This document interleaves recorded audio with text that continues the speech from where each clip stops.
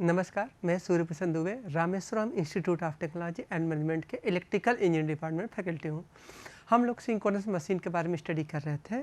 आज हम लोग सिंक्रोनस मशीन के बारे में सिंक्रोनाइजिंग पावर कोफिशिएंट के बारे में स्टडी करेंगे। तो आज जो मेरा टॉपिक है synchronising power coefficient of synchronous machine.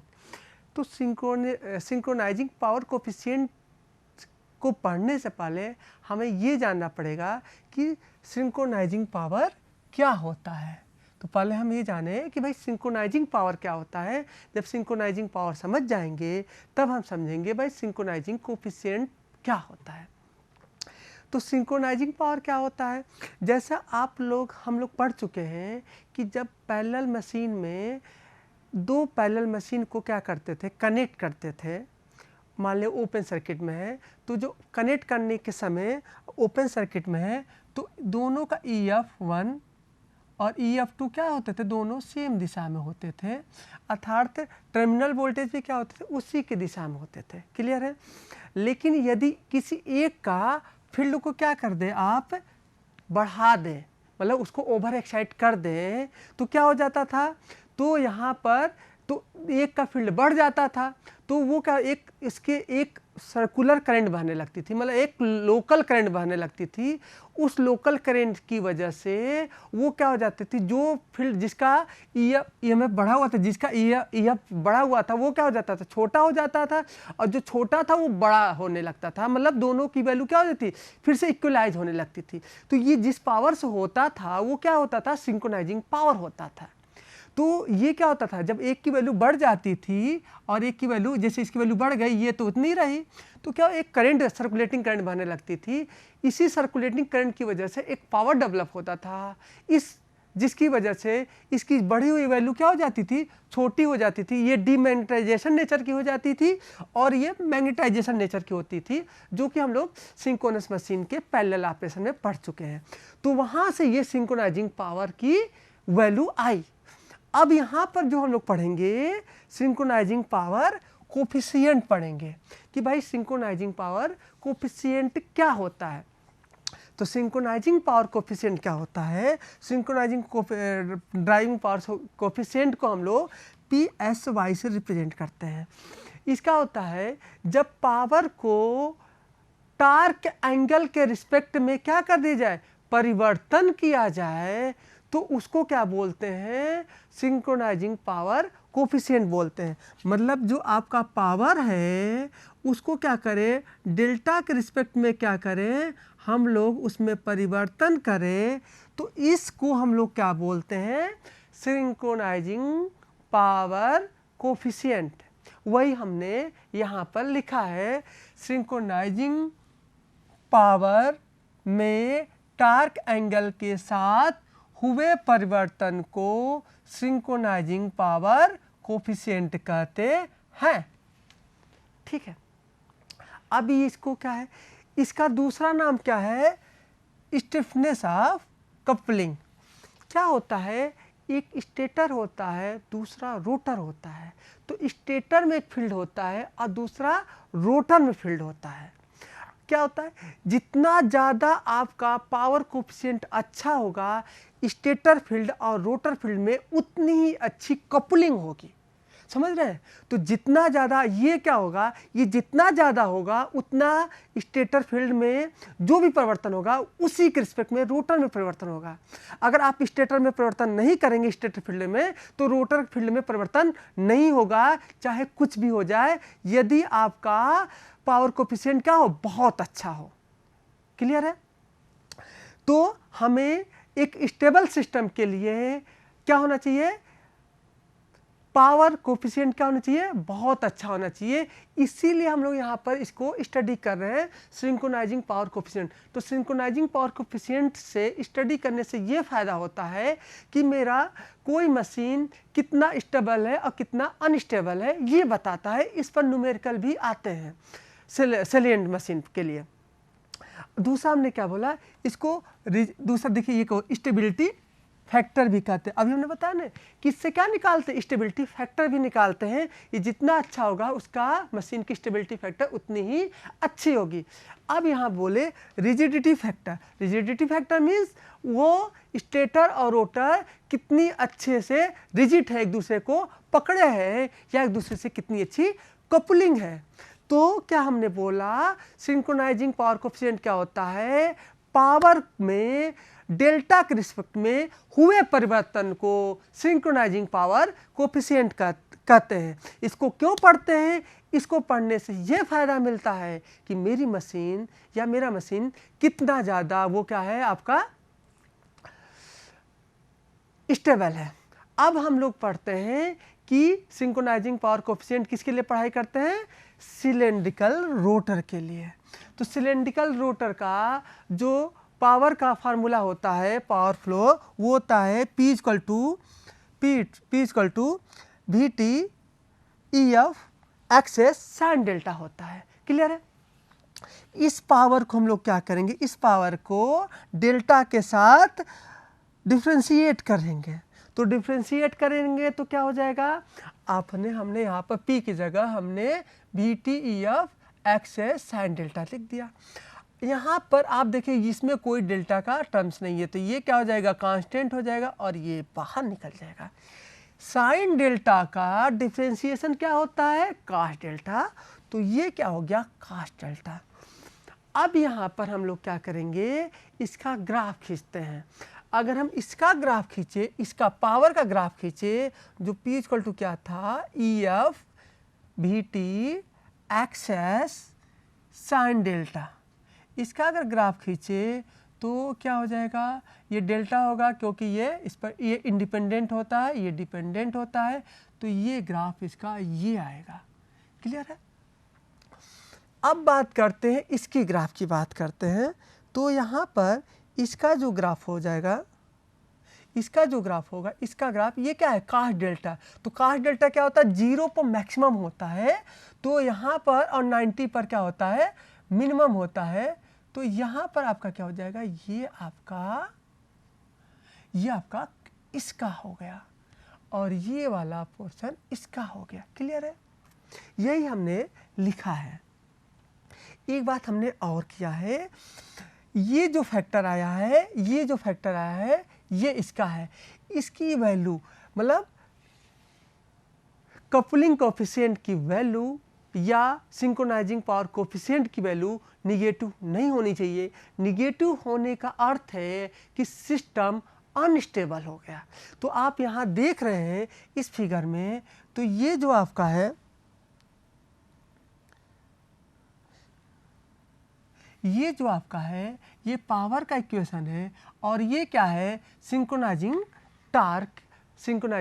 Power torque का इक्वेशन है, सॉरी सिंक्रोनाइजिंग पावर कोफिशिएंट का कर्व है। यहाँ पर ये वैल्यू क्या होगा, आप इससे देखेंगे तो ये यहाँ पर निगेटिव हो जा रही है, यहाँ से निगेटिव 90 डिग्री के बाद निगेटिव होते हैं, मतलब डेल्टा इक्वल टू 90 डिग्री के बाद क्या हो जाएगा, सिस्टम अनस्टेबल हो जाएगा।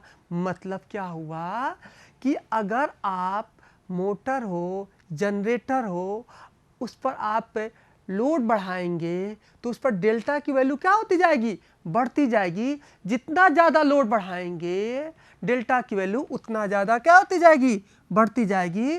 डेल्टा को क्या बोलते हैं, लोड एंगल बोलते हैं। तो उतना ज़्यादा बढ़ता जाएगा। डेल्टा की वैल्यू कब तक कहाँ तक बढ़ा सकते हैं, 90 डिग्री तक बढ़ा सकते हैं। 90 डिग्री से ऊपर करने पर आपका मशीन क्या हो जाएगा, बंद हो जाएगा, मतलब वो अनस्टेबल हो जाएगा। तो यहाँ तक सिस्टम क्या है, स्टेबल है 90 डिग्री तक, और 90 डिग्री के बाद वो क्या हो जाएगा, अनस्टेबल हो जाता है। ये किसके लिए हम लोग बोले, सिलेंड्रिकल के लिए बात कर रहे हैं। इस पर एग्जाम में भी आता है कि सिलेंड्रिकल रोटर या सिलेंड्रिकल मशीन डेल्टा के किस वैल्यू तक स्टेबल होता है, तो डेल्टा के 0 से लेकर 90 डिग्री तक वो स्टेबल होता है। अब बात करते हैं सेलिएंट रोटर की बात करते हैं। सिलेंड्रिकल के हम लोग पढ़ चुके हैं।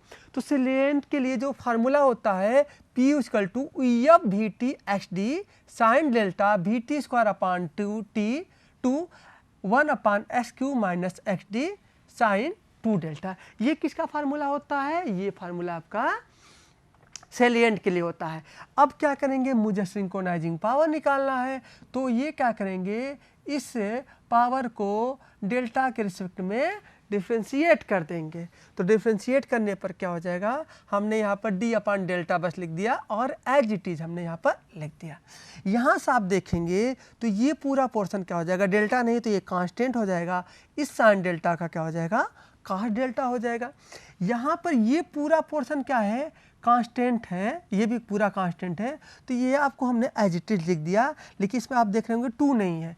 2 इसलिए नहीं है, जब साइन 2 डेल्टा का आप डिफ्रेंशिएट करेंगे तो क्या आ जाएगा, 2 cos 2 डेल्टा। तो 2 cos 2 डेल्टा, तो ये 2 जो यहाँ का 2 रहेगा और यहाँ का 2 इसको क्या कर देगा, कैंसिल कर देगा, इसलिए यहाँ 2 नहीं है। तो यहाँ से आपने क्या निकाल दिया, सेलिएंट रोटर के लिए सिंक्रोनाइजिंग पावर कोफिशिएंट का ये फार्मूला निकला। मतलब अब यहाँ से आप देखेंगे, नेक्स्ट पॉइंट पर चलते हैं, तो ये आपका जो इक्वेशन आया है, यहाँ से हमें क्या खींचना है, ग्राफ खींचना है। तो यहाँ से जो इसका आप ग्राफ खींचेंगे, इसका जो ग्राफ खींचेंगे तो क्या आ जाएगा, आप देख सकते हैं कि डेल्टा को हमेशा एक्स एक्सिस पर रखेंगे, क्योंकि यह क्या होता है, आपका इंडिपेंडेंट होता है और ये डिपेंडेंट होता है। तो ये क्या हो जाएगा, यहाँ पर हमने 90 मान लिया, ये 90 हो गया और ये 180 हो गया मान लेते हैं। तो ये क्या हो जाएगा, यहाँ पर आपका इस तरह से ये जाएगा, ठीक है, ये इसका हो गया। यहाँ पर ये क्या है, मतलब ये बता रहा है कि ये क्या हो जाएगा, ये उतने देर में इसकी फ्रीक्वेंसी 2 टाइम्स है। तो यहाँ पर ये क्या कर लेगा, ये भी ऐसे ही चलेगा, क्योंकि ये भी क्या है, कास का टर्म्स है। हम दूसरा कलर ले लेते हैं, तो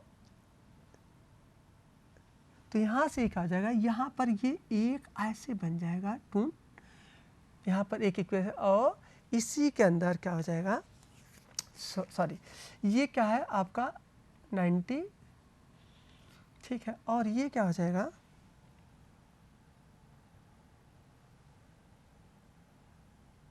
सॉरी यहाँ से 0, ये तो साइन है ना, तो ये नहीं हो सकता है। यहाँ से ये यहाँ से स्टार्ट होगा, सॉरी यहाँ से स्टार्ट होगा, जो यहाँ दिखाए हैं। दूसरा हम बना देते हैं, ये क्या हो गया आपका, P हो गया और ये हो गया डेल्टा हो गया। कलर दूसरा लेते हैं,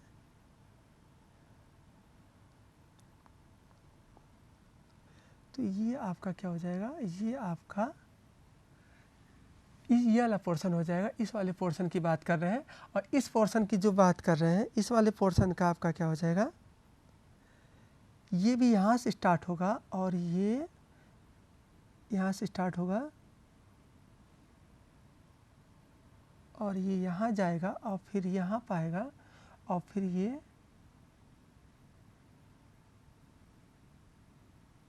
यहाँ से ऐसे निकल जाएगा। तो यहाँ से आप देख रहे हैं, क्योंकि आप देखिए यहाँ पर ये 2 आपका एक साइकिल, इसमें क्या हुआ, यहाँ पर एक साइकिल पूरा ये कर लेगा इसमें। तो वही चीज़ हमने यहाँ दिखाया है।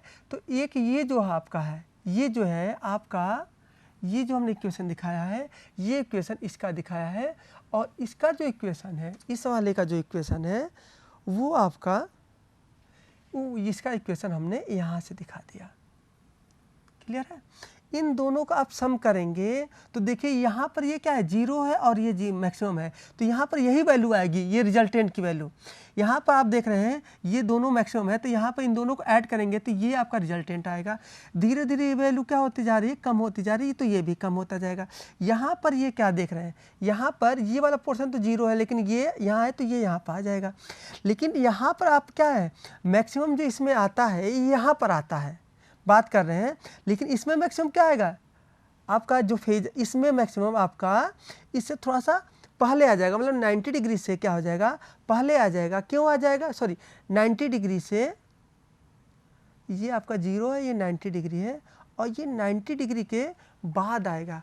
अब आप सोच रहे होंगे क्यों ये 90 डिग्री के बाद आ रहा है, और इसलिए आ रहा है कि यहाँ पर दोनों को ऐड करने पर ये यहाँ पर आ रहा है, समझ में आ रहा है। तो यहाँ से हम लोगों ने क्या पाया कि यहाँ पर जो सिंक्रोनाइजिंग पावर है वो क्या आया, आपका ये ग्राफ आया। तो सिंक्रोनाइजिंग पावर में जो मैक्सिमम वैल्यू कब आ रही है, ये तो मैक्सिमम इसी पर आ रही है। और नेक्स्ट हम लोग बात करते हैं इन दोनों फिगर से हम लोग क्या कंक्लूजन निकालते हैं वो समझते हैं। पहला कंक्लूजन ये निकलता है डेल्टा इक्वल टू 0 पर, मतलब डेल्टा इक्वल टू 0 पर PSY का मान मैक्सिमम होगा। मतलब क्या होगा कि यहाँ पर जो सिंक्रोनाइजिंग पावर टार्क है, जो सिंक्रोनाइजिंग पावर कोफिशिएंट है, टार्क नहीं, जो सिंक्रोनाइजिंग पावर कोफिशिएंट है वो क्या होगा, मैक्सिमम होगा। क्यों मैक्सिमम होगा? क्योंकि उस समय PSY का मान मैक्सिमम है, ज़्यादा है। अर्थात स्टेटर फील्ड और रोटर फील्ड में जो कपलिंग है वो बहुत अच्छा है। ठीक है, जैसे से डेल्टा की वैल्यू बढ़ती जाएगी, डेल्टा की वैल्यू बढ़ती जाएगी, आपका PSY मतलब सिंक्रोनाइजिंग पावर कोफिशिएंट की वैल्यू भी क्या होती जाएगी, कम होती जाएगी। मतलब नो लोड कंडीशन पर आपका सिंक्रोनाइजिंग पावर कोफिशिएंट सबसे अच्छा होता है। दूसरी बात करते हैं, PSY के निगेटिव वैल्यू पर मशीन अनस्टेबल हो जाता है। मतलब ये जब वैल्यू क्या हो जाएगी, निगेटिव हो जाएगी, तो ये क्या हो जाएगा, अनस्टेबल हो जाएगा। क्यों अनस्टेबल हो जाएगा? इसलिए अनस्टेबल हो जाएगा कि आपका अनस्टेबल हो जाएगा कि इसकी वैल्यू क्या है, इसकी वैल्यू निगेटिव नहीं होनी चाहिए। तो अर्थात सिलेंड्रिकल रोटर में ये डेल्टा इक्वल टू 90 के बाद ये क्या हो जाएगा, अनस्टेबल हो जाता है। लेकिन सेलिएंट की बात करें, सेलिएंट में देख रहे हैं ये निगेटिव रिजल्टेंट की वैल्यू कब निगेटिव आया, यहाँ पर आया। तो ये निगेटिव क्या है, लगभग 80 डिग्री या 85 डिग्री है। मतलब 90 डिग्री से ये पहले 85 का, ये 75 मान सकते हैं, 75 डिग्री से लेकर के 80 डिग्री पर ही क्या आ जा रहा है के बाद ये निगेटिव हो जा रहा है। मतलब आपका सेलिएंट मशीन क्या हो जा रहा है, 90 डिग्री से पहले क्या हो जा रहा है, निगेटिव हो जा रहा है। अतः ये क्या हो जाएगा, 90 से पहले क्या हो जाएगा, अनस्टेबल हो जाएगा। ये कंपटीशन क्वेश्चन, कंपटीशन के एग्जाम में आता है कि सिलेंड्रिकल रोटर कितने डिग्री के बाद अनस्टेबल होता है, उसका आंसर होता है 90 डिग्री के बाद होता है। लेकिन सेलिएंट मशीन में यह कब अनस्टेबल होता है, 90 डिग्री से पहले अनस्टेबल हो जाता है, क्योंकि निगेटिव हो जाता है, जिसको आप इस ग्राफ से देख सकते हैं, जो ये रिजल्टेंट को रिप्रेजेंट कर रहा है। क्लियर है? अब हम बात करते हैं तीसरी पॉइंट की बात करते हैं, सिंक्रोनस मशीन जितना ज़्यादा होगा, मतलब PSY का मतलब सिंक्रोनाइजिंग पावर कोफिशिएंट की वैल्यू जितना ज़्यादा होगा, इलेक्ट्रोमैग्नेटिक कपलिंग क्या होगा, उतना ही ज़्यादा होगा। मतलब दोनों में कपलिंग उतना ज़्यादा ही होगा। अतः पावर सप्लाई में, अगर पावर सप्लाई में क्या करेंगे, थोड़ा सा डिस्टरबेंस करेंगे, तो रोटर में कोई डिस्टरबेंस नहीं आएगा, आउटपुट में कोई डिस्टरबेंस नहीं आएगा। क्यों नहीं आएगा? क्योंकि जितनी ज़्यादा कपलिंग होगी उतना ज़्यादा वो क्या होगा, स्टेबल होगा। तो आपको क्या करना है, आप जो भी इनपुट में चेंजेस करेंगे उतना ही परिवर्तन आउटपुट में आएगा। इनपुट में कोई परिवर्तन नहीं करेंगे तो आउटपुट में कोई परिवर्तन नहीं होगा। मतलब सिस्टम क्या हुआ, ये स्टेबल सिस्टम, इसी को बोलते हैं स्टेबल सिस्टम, बोला इसी सिस्टम को स्टेबल सिस्टम कहते हैं। वही हमने दूसरे वर्ड में लिखा है, PSY का मान जितना ज़्यादा होगा उसका इलेक्ट्रोमैग्नेटिक कपलिंग उतना ही ज़्यादा होगा। अर्थात पावर सप्लाई में डिस्टरबेंस नहीं होने पर मोटर का स्पीड कांस्टेंट होगा, चाहे आप मैकेनिकल लोड कुछ भी परिवर्तन करें, कुछ भी करें, लेकिन उसमें कोई भी परिवर्तन, रोटर के स्पीड में कोई परिवर्तन नहीं होगा अगर आपका PSY का मान बहुत ज़्यादा होगा। क्लियर है? मतलब PSY का मान ज़्यादा होने का अर्थ होता है जो इनपुट में परिवर्तन करेंगे वही आउटपुट में परिवर्तन होगा। क्लियर है? तीसरा पॉइंट। बात करते हैं चौथा पॉइंट की। PSY का मान EF के प्रोपोर्शनल होता है। अभी आपने जो PSY का पाए थे, PSY equal to EF VT XS sine delta, जहाँ क्या हो जाता था, कास्ट डेल्टा हो जाता था। और ये क्या था, सिलेंड्रिकल के होता था, और सिलेंड में, और हम यहाँ पर लिख देंगे VT स्क्वायर बाई 2 नहीं हो जाता था, ये लिख देंगे। आप यहाँ से देख रहे हैं जो PSY का मान है वो किस पर डिपेंड है, किसके प्रोपोर्शनल है, फील्ड के प्रोपोर्शनल है। मतलब जो मशीन जितना ज़्यादा ओवर एक्साइटेड होगी उसकी वैल्यू EF का मान उतना ही ज़्यादा होगा। अर्थात सिंक्रोनाइजिंग कोफिशिएंट की वैल्यू उतना ही ज़्यादा होगी, अर्थात वो उतना ही ज़्यादा स्टेबल होगा। मतलब ओवर एक्साइटेड मशीन क्या होगी, ज़्यादा स्टेबल होगा, और अंडर एक्साइटेड मशीन कम स्टेबल होगा। इससे क्लियर है? हाँ, अब आप सोच रहे हैं ऐसा क्या हो रहा है। हमने बताया ना कि स्टेटर फील्ड रोटर फील्ड में कपलिंग को ही क्या बोलते हैं, सिंक्रोनाइजिंग कोफिशिएंट बोलते हैं, सिंक्रोनाइजिंग पावर कोफिशिएंट। तो क्या होगा, जितना ज़्यादा फील्ड होगा उतना ज़्यादा कपलिंग होगी, और जितना ज़्यादा कपलिंग होगी उतना ज़्यादा वो क्या होगा आपका, क्या होगा, उतना ज़्यादा, जितना ज़्यादा कपलिंग होगी उतना ज़्यादा आपका क्या होगा, वो स्टेबल होगा। इसलिए ओवर एक्साइटेड मशीन ज़्यादा स्टेबल होगा, क्योंकि उसके अंदर फील्ड ज़्यादा होगा, तो फील्ड ज़्यादा होगा तो कपलिंग ज़्यादा होगा। क्लियर है? अब दूसरी बात करते हैं, PSY का मान एक्सेस के मतलब रिएक्टेंस के क्या है, इनवर्सली प्रोपोर्शनल है। वहां तो प्रोपोर्शनल था, लेकिन यहां पर इनवर्सली प्रोपोर्शनल है। अर्थात यहां पर क्या होगा, एक्सेस का मान जितना छोटा होगा, एक्सेस का मान जितना छोटा होगा, सिंक्रोनाइजिंग पावर या synchronising coefficient, synchronising power coefficient का मान उतना ही ज़्यादा होगा। मतलब इसको कम करना, ये कब कम होगा, ये तब कम होगा जब एयर गैप बड़ा होगा। एयर गैप कम होगा तो ये क्या होगा, एक्सेस क्या होगा, ज़्यादा होगा। आपको पता है XD क्या होता है, बड़ा होता है कंपेयर टू XQ, जो XD के अंदर एयर गैप कम होता है। तो मुझे यहाँ क्या चाहिए, यहाँ पर मुझे ये ज़्यादा चाहिए, ये ज़्यादा होने के, सॉरी यहाँ पर ये मुझे कम चाहिए। तो कम किस में आता है, एयर गैप ज़्यादा रखने पर। तो जिस मशीन का एयर गैप ज़्यादा होगा वो ज़्यादा स्टेबल होगा। ज़्यादा एयर गैप होगा तो क्या होगा, उसमें ज़्यादा फ्लक्स की आवश्यकता होगी, और ज़्यादा फ्लक्स की आवश्यकता होगी तो स्टेटर फील्ड और रोटर फील्ड में कपलिंग अच्छी होगी, और जब कपलिंग अच्छी होगी तो क्या होगा आपका, इसमें आपका सिंक्रोनाइजिंग पावर कोफिशिएंट की वैल्यू अच्छी होगी। क्लियर है आपको? तो यहाँ पर ये 5वां पॉइंट है। अब बात करते हैं सिंक्रोनाइजिंग पावर कोफिशिएंट की यूनिट क्या होगी। सिंपल है, यूनिट क्या होगी, P del P upon delta. ये डेल्टा क्या, एंगल है। पावर का यूनिट क्या होता है, वाट होता है, तो वाट पर इलेक्ट्रिकल रेडियन होता है। जो डेल्टा होता है वो इलेक्ट्रिकल डिग्री होती है, तो वाट पर इलेक्ट्रिकल डिग्री। यहाँ से हमने क्या किया, अब हम बात किए, फिर इसको हमने डिफ्रेंशिएट करने के बाद ये हमने ये आ गया, फिर हमने वाट इलेक्ट्रिकल पर रेडियन। यहाँ से हमने लिखा 1 इलेक्ट्रिकल रेडियन इक्वल टू, नहीं, ये क्या होता है आप जानते होंगे, pi radian equal to 180 degree होता है। तो वहाँ से 1 रेडियन इक्वल टू क्या हो जाएगा, 180 अपॉन पाई हो जाएगा। तो यहाँ जो लिखा है 1 electrical radian equal to 180 by pi हो जाएगा। ठीक है, हम क्या करना चाहते हैं, इस इलेक्ट्रिकल रेडियन को डिग्री बदलना चाहते हैं। तो यहाँ पर जब इलेक्ट्रिकल रेडियन को इलेक्ट्रिकल डिग्री लिखेंगे तो वहाँ 180 अपॉन पाई नीचे लिखेंगे, तो 180 अपॉन नीचे आ जाएगा और पाई ऊपर चला जाएगा।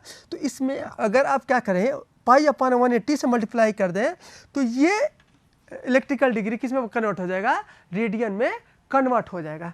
क्लियर है? अब बात करते हैं 1 electrical degree equal to 2 upon P 1 mechanical degree. अब ये आपको पता है theta electrical degree equal to P by 2 theta mechanical degree.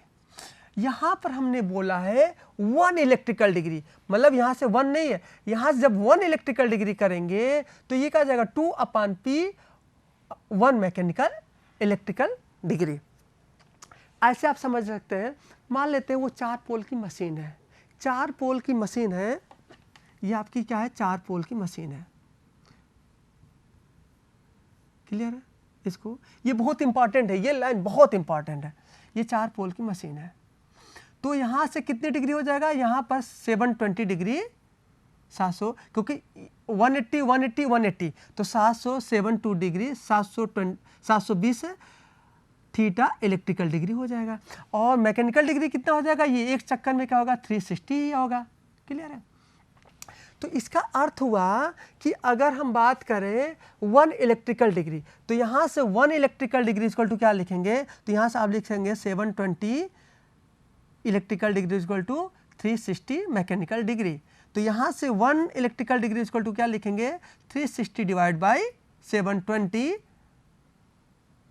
Mechanical degree.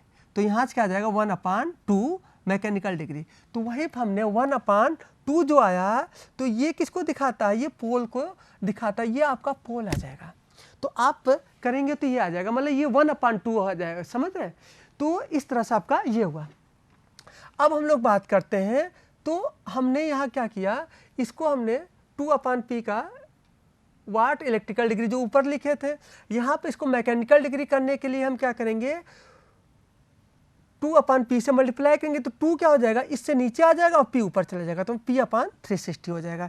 अर्थात सिंक्रोनाइजिंग टार्क कोएफिशिएंट की, ये तो आपका क्या हो गया, सिंक्रोनाइजिंग पावर कोएफिशिएंट हो गया। टार्क क्या होता है, जब पावर को ओमेगा से क्या करते हैं, स्पीड से डिवाइड कर देते हैं, तो वो क्या हो जाता है, आपका टार्क हो जाता है। तो हमने पावर को ओमेगा से डिवाइड कर दिया, तो ये क्या हो गया, आपका टार्क निकल गया। ये क्या है, ये आपका नंबर ऑफ फेज है, तो 3 फेज का है तो 3 लिख देंगे। अब यहाँ पर टार्क है जो होता है न्यूटन मीटर इलेक्ट्रिकल रेडियन को आप मैकेनिकल डिग्री में बदलेंगे, तो p/360 जो आपने यहाँ कर रखा था, वही से आप क्या कर देंगे, मल्टीप्लाई कर देंगे। अब बात करते हैं synchronising power as a transient. जो सिंक्रोनाइजिंग पावर होता है वो क्या होता है, ट्रांजिएंट होता है। ये मतलब ट्रांजिएंट नेचर का होता है। हम मान लेते हैं नो लोड कंडीशन पर क्या होता है, डेल्टा की वैल्यू 0 होता है, क्योंकि EF1 और EF2 क्या होते हैं, दोनों सेम फेज में होते हैं। या अगर एक को आपने टर्मिनल आप इनफाइनाइट बस बार बोल लिए, तो दूसरा क्या हो जाएगा आपका, ये VT हो जाएगा, दोनों सेम फेज में होंगे और डेल्टा की वैल्यू क्या होगा, 0 होगा। मान लेते हैं आपने क्या किया, किसी एक का स्पीड बढ़ा दिया, तो डेल्टा क्या हो जाएगा, बढ़ जाएगा। तो डेल्टा के बढ़ने की थोड़ा सा डेल्टा में क्या हो जाएगा, परिवर्तन हो जाएगा। तो डेल्टा में थोड़ा सा परिवर्तन होने की वजह से एक करंट फ्लो होने लगेगी। इस करंट की वजह से क्या होगा, एक सिंक्रोनाइजिंग पावर डेवलप होता है। और जैसे ही आप क्या करेंगे, आप ये डेल्टा, फिर ये जो आपकी वैल्यू ये बढ़ी हुई थी, डेल्टा में जो परिवर्तन हुआ था, वो फिर से वो क्या हो जाएगा, रिस्टोर हो जाएगा, और वो क्या हो जाएगा, फिर से वो आपका सिंक्रोनाइजिंग पावर 0 हो जाएगी। तो वही चीज़ हम यहाँ पर दिखाए हैं। तो ये सिंक्रोनाइजिंग पावर है, और आपने क्या किया, डेल्टा में थोड़ा सा परिवर्तन किया। थोड़े से परिवर्तन की वजह से क्या आया, एक सर्कुलेटिंग करंट फ्लो होती है। इस सर्कुलेटिंग करंट को हमने यहाँ से लिखा है, यहाँ पर शॉर्ट सर्किट करंट दिखाया है। इस शॉर्ट सर्किट करंट को हमने यहाँ पर दिखाया है, वो क्या हो जाएगा, VT/XS या EF भी होता है, EF/XS, क्योंकि यहाँ पर दोनों वैल्यू क्या है, आपके बराबर है। और यहाँ पर अगर VT/XS को क्या लिखे, VT/XS को ISC लिख दिए, तो VT/ISC डेल्टा तो वाट आया। तो यहाँ से ये जो आया, इससे ये अर्थ आता है, मतलब कि थोड़े से परिवर्तन में क्या हो जाएगा, इसमें आपका थोड़े से परिवर्तन में इसमें डिस्टरबेंस आएगा, और वो डिस्टरबेंस जब हट जाएगा, तो आपका ये डिस्टरबेंस हट जाने पर आपका सिंक्रोनाइजिंग पावर क्या हो जाएगा, वैनिश हो जाएगा। तो ये क्या है, आपका ट्रांजिएंट नेचर का है। वहीं पर हमने लिखा, इससे स्पष्ट है कि PSY ट्रांजिएंट नेचर की होती है। यह सिंक्रोनाइजिंग पावर तभी पैदा होती है जब कोई मशीन में डिस्टरबेंस होता है। जब यह डिस्टरबेंस समाप्त हो जाता है, तो सिंक्रोनाइजिंग पावर भी 0 हो जाती है। मतलब सिंक्रोनाइजिंग पावर क्या होती है, जब डिस्टरबेंस आएगा तभी यह डेवलप होगा। और ये सिंक्रोनाइजिंग पावर कहाँ से आती है, उस सर्कुलेटिंग करंट की वजह से। यहाँ पर उस सर्कुलेटिंग करंट को हमने शॉर्ट सर्किट से रिप्रेजेंट किया गया है। तो आज का मेरा जो लेक्चर है, यहीं तक रखते हैं। नमस्कार, धन्यवाद।